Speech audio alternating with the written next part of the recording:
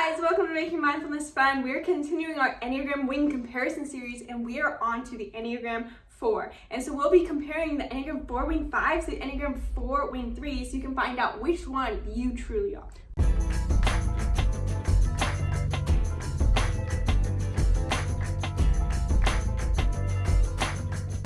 Please make sure you like this video and subscribe to our YouTube channel so you stay up to date with what we're posting and turn on post notifications because we put out a video every single day on mindfulness, Enneagram, chakras, all of it. We put one out every day, so be the first to know by turning on those notifications. So type 4s, you are the individualist. You totally can harness your uniqueness, your weirdness, your badassery. You are great about that.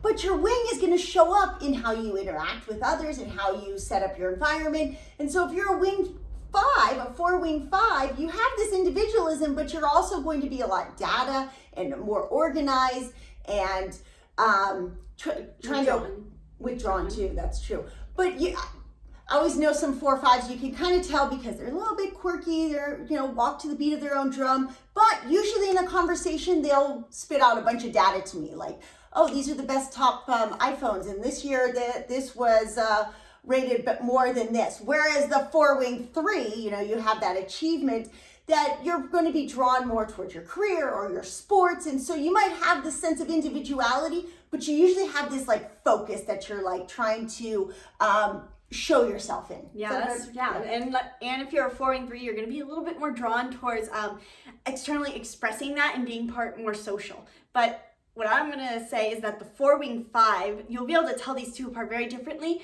is that if you're a 4 wing 5, you're going to be more introverted than the 4 wing 3 very much. You're going to be more focused on, as a 4, your core desire is to understand yourself and understand your emotions and be authentic. So you're going to be more focused on being internal, being in your mind, thinking about what is this emotion I'm feeling, what does this mean, and more drawn towards data and more drawn towards these people are huge book readers. They're going to be anything that's in their head, the 4 wing 5 is going to be more drawn to and more analytical.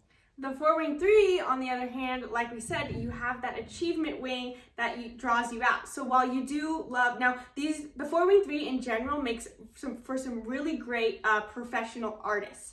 I always say that the 4 wing 3 is basically the perfect artist combination because you're really coming first from that sense of wanting emotional vulnerability in your own understanding of emotions, and you want to express yourself very individually, very uniquely. But then that 3 wing holds you accountable to a sense of professionalism, and so these types also make great actors.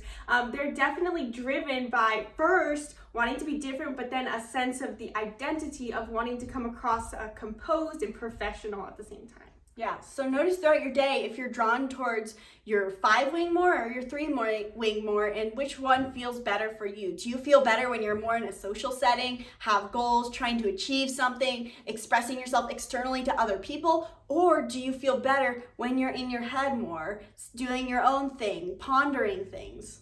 And so type 4s, I really need to ask you a question because you have such a great sense of expression, such a great sense of individuality? I guess that's the word. So really, which shirt is best? Do you like Make America Zen? Do you like Don't Hate Meditate? Or do you like Defy the Norm? Let us know in the comments below. You have the best opinion when it comes to what we should be wearing. I don't have this. So stay tuned for our video on the 3 and the different wings.